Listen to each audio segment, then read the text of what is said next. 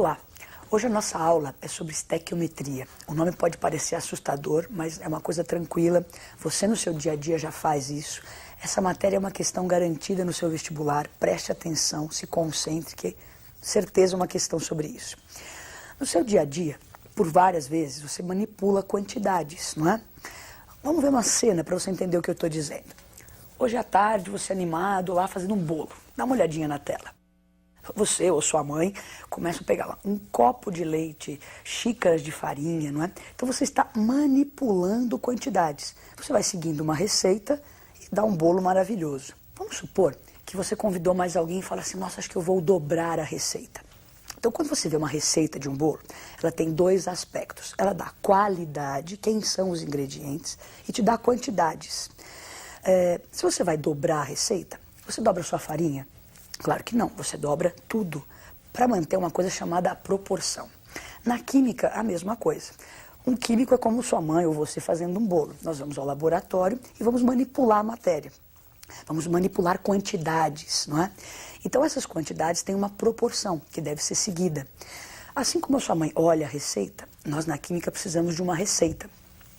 Aonde na química encontra-se essa receita? Na equação química. Dá uma olhadinha na equação como exemplo. Então você olha para uma equação, você vê nitrogênio reagindo com hidrogênio, produzindo amônia. Por enquanto a equação não está balanceada, então eu tenho aí os aspectos qualitativos.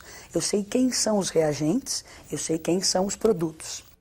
Então no nosso dia a dia, da química, eu vou precisar, muitas vezes durante essas reações, calcular quantidades, assim como sua mãe para o bolo. Então os químicos precisam calcular quantidades. O que é isso, calcular quantidades? É justamente esse nome horrível que você viu aí, estequiometria, cálculo estequiométrico. Então, o que é esse cálculo? Dá uma olhadinha na tela. Então, a estequiometria nada mais é do que você determinar quantidade ou do reagente que é consumido ou do produto que é formado durante a reação. É uma coisa que, assim, não tem como um químico se livrar. Por quê? Nós vamos trabalhar com a matéria, vamos manipular a matéria, reagir, interagir essa matéria. Qualquer cálculo que envolva quantidades dessas substâncias vai ser chamado de cálculo estequiométrico. Então, vamos supor que a sua mãe tem lá a receita de bolo. Ela tem a quantidade de leite e de farinha. Quando ela vai dobrar, ela faz isso rapidamente, essa conta rapidamente, não é? Então ela tem a certeza, ela vai dobrar, ela tem uma pequena dúvida e compara com essa certeza, com esse referencial. Para nós na química, então, nós dissemos que esse referencial vem da equação. Só que para eu ter quantidades, eu preciso ter equação perfeitamente balanceada, como ela está agora na tela. Então eu tenho lá, o nitrogênio reage com hidrogênio e produz amônia. Com o balanceamento, aparecem esses números que são os coeficientes, não é? Esses coeficientes me dão uma noção da quantidade que eu vou precisar de cada uma dessas substâncias. Se você olhar a próxima tela, você vai ver que esses coeficientes nos dão a proporção em mols. Então, esse coeficiente 1, ele me dá a proporção. 1 mol de nitrogênio irá reagir com 3 mols de hidrogênio e irá produzir 2 mols de amônia. Então, você vê, nós já aprendemos na outra aula, na aula anterior, que 1 mol, ele equivale a uma certa quantidade. E quando eu tenho mol, dá para relacionar com outras quantidades. Vamos lembrar um pouquinho da aula anterior, então. Olha na tela. Quando você faz o balanceamento e você tem a certeza em mols, é bom que você se lembre que aquele mol é uma quantidade, mas que eu também posso relacionar com um certo número de moléculas, com a massa molar, e que se for um gás, com um certo volume, que é o 22,4 litros. Então, ter o mol no balanceamento, indiretamente, é ter moléculas, é ter massa, é ter volume. Vamos relembrar o que a gente já contou agora. Cálculo estequiométrico é esse cálculo de quantidades. Assim como a sua mãe calcula quantidades quando vai dobrar a receita, os químicos também vão calcular quantidades. Então nós precisamos de uma receita que tenha qualidade e quantidade. Para nós, na química, essa receita é a própria equação balanceada. Então sempre que você ler um exercício e ele questionar quantidades das substâncias, você vai precisar ter a equação da reação dessas substâncias perfeitamente balanceada e organizar a sua dúvida usando essa própria equação. Então a nossa certeza, a nossa receita na química está na equação. Vamos fazer um exemplo agora? Então vamos fazer alguns exercícios, na verdade, para treinar esse cálculo estequiométrico, que é uma coisa importante, não se esqueça. Então vamos pegar o primeiro exercício. Quantos mols de N2 são necessários para produzir 5 mols de NH3. Então, olha só, eu estou questionando quantidades, mols de N2 e mols de NH3. Para resolver, então eu preciso primeiro da equação. Então está ali a equação perfeitamente balanceada. E se lembre, vamos pegar a dúvida primeiro. Então o exercício perguntava, quantos mols de N2? Você vai montar o problema embaixo da equação. Você usa a equação para resolver o problema. Então N2, coloquei embaixo X mols. Quantos de N2 para produzir os 5 de NH3? Então embaixo do NH3 estão lá os 5 mols. Agora, essa é a minha dúvida. Eu preciso compará-la com a certeza. Aonde nós químicos vamos buscar essa certeza? No balanceamento da equação. Então agora aparece a certeza. A certeza sempre dada em mols. Então, ali 1 de N2, 1 mol de N2 produz 2 mols de amônia. Então eu tenho a certeza, a dúvida, multiplicamos em cruz e temos lá 2,5 mols de N2. Isso foi um pequeno exemplo, leve. Agora nós vamos fazer outros exemplos. Esse primeiro nós relacionamos mols. Vamos misturar agora massa, volume. Então vamos fazer outros exemplos. Mais um exercício para você. Então, quantos gramas de amônia serão produzidas a partir de 12 gramas de H2? Ele tem como dado já nesse exercício as massas molares do hidrogênio e da amônia. Então, olha lá, gramas de amônia deu grama de H2. Então, agora nós vamos tratar de massa. Vamos para a resolução. Então, a mesma equação, nós estamos trabalhando com a mesma ainda. Então, agora a nossa dúvida era quantos gramas de amônia, então embaixo de amônia X gramas, serão produzidas quando eu consumir 12 gramas de hidrogênio. Então, estão lá as 12 gramas do hidrogênio embaixo do hidrogênio. Você vê que eu não dou nenhuma quantidade, não perguntei nada do N2, ele não participa do cálculo. Então, agora está a minha dúvida em gramas. E a gente diz que tem que procurar comparar a dúvida com a certeza. A certeza está no balanceamento. Só que o balanceamento dá certeza em mols. Então, como é que eu posso expressar mols em gramas? Com a massa molar. Então, ali de H2 eu tenho 3 mols. Então, eu vou precisar, a massa molar já foi dada, era 2 gramas. 3 mols, 3 vezes 2 gramas. Então, nós estamos expressando mol em gramas. No caso da amônia, 2 mols, 2 vezes 17 gramas.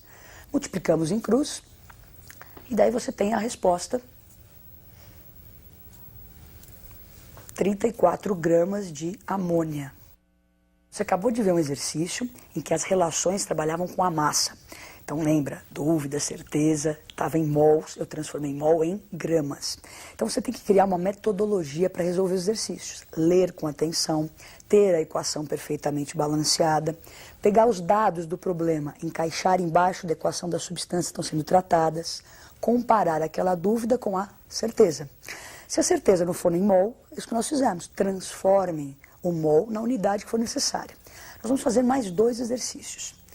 Então, vamos ao exercício. Leia a tela comigo. Uma das maneiras de impedir que o SO2, você se lembra, óxido de enxofre, que ele seja liberado para a atmosfera, é tratá-lo previamente com óxido de magnésio em presença de ar, como equacionado a seguir. Então, no exercício ele dá já pronto para a gente aí as massas molares do óxido de magnésio, que é o MgO, e do dióxido de enxofre, que é o SO2. Então, tem as massas molares dadas. Vamos para a equação. Então, na equação, você observa o óxido de magnésio reagindo com dióxido de enxofre, presença de ar, formaria então sulfato de magnésio. Então nós estaremos retirando o SO2, impedindo que o SO2 fosse lançado no ar. Agora ele quer saber o seguinte, quantas toneladas de óxido de magnésio são consumidas no tratamento de 9,6 vezes 10 a terceira toneladas de SO2. Então, resumindo, ele dá toneladas de SO2 que serão lançadas possivelmente numa indústria e quer saber quantas toneladas de óxido de magnésio ele vai precisar para reagir com o SO2. A minha dúvida, não é? Quantas toneladas do MgO para reagir com 9,6 dessa terceira toneladas de SO2. Vamos para a resolução, então. Daí eu vou ver a certeza. A certeza, você se lembra, que está no balanceamento da equação. Então, ali não tem nenhum número, quer dizer, 1 mol de cada uma das substâncias. Então, 1 mol, para se expressar em massa, lembra que tem a massa molar. Então, 1 mol do MgO, 40 gramas. 1 mol do SO2, 64 gramas. Você fala, nossa, mas está confuso, é grama, tonelada? Aí a proporção se mantém, eu posso calcular dessa forma que o resultado será o mesmo, a proporção entre as massas vai se manter. Se você transformar, vai dar a mesma coisa. Então, multiplicando em cruz, nós vamos encontrar a resposta que dá lá, ó, 6 vezes 10 a terceira toneladas de óxido de magnésio, resposta letra D. Agora nós vamos fazer mais um exercício. Essa matéria, como já dissemos, é extremamente importante, tem que se treinar, fazer exercícios. Há uma gama muito grande de possibilidades, então só o treino vai te dar essa segurança para fazer bem a sua prova no vestibular. Então, mais um exercício. Combustível e importante reagente na obtenção da amônia e de compostos orgânicos saturados, o hidrogênio pode ser obtido por essa reação. Então você tem NaH, que é o hidreto de sódio, reage com água, formaria o hidróxido de sódio, que é o NaOH, e o gás hidrogênio, que é aí que nós estamos questionando, que é um importante combustível. A pergunta: quantos litros deste gás, nas condições ambiente, podem ser obtidos pela hidrólise de 60 gramas de hidreto de sódio? Então você já tem a equação, ela já está balanceada, e tem os dados do exercício, né? Volume molar, você vê que nós não estamos na CNTP. Então, nessas condições que ele diz ambiente, ele nos dá o volume molar, que é 24,5 litros por mol. E também já temos a massa molar do NaH, do hidreto de sódio, 24 gramas por mol, e as alternativas. Então, vamos lá. Primeira coisa para resolver o exercício. A equação, nós já temos, ela já está balanceada. Você copia a equação. Vamos ler o exercício, pega-se os dados e encaixa embaixo da equação. Então ele queria saber quantos litros do gás seriam produzidos se eu partir 60 gramas do hidreto. Então lá, X litros, 60 gramas. Agora aquela coisa, a dúvida, vou comparar com a certeza. De novo, aí no balanceamento não aparece nada, eu subentendo 1 mol de cada substância. Então 1 mol do hidreto, eu tenho que expressá-lo em gramas, porque a minha dúvida está em gramas. Então 1 mol, a massa molar do hidreto era 24. Do outro lado, a minha dúvida está em litros. Então eu vou expressar o mol em litros. E 1 mol desse gás nas condições ambientes, 24,5 litros. Multiplicamos em cruz, encontramos a resposta, 61,2 litros de gás hidrogênio. Então você viu vários exercícios, né? Há uma gama muito grande, já falei várias vezes para você treinar essa matéria, ela é extremamente importante. Então o que era cálculo estequiométrico? Ler um exercício, pedir o cálculo de quantidades de substâncias que participam de uma reação, isso é estequiometria. Então, ler, ter a equação, encaixar os dados, não é? É assim que tem que se fazer, com essa metodologia que nós vimos aí em vários exercícios. Treinem. Até a próxima aula.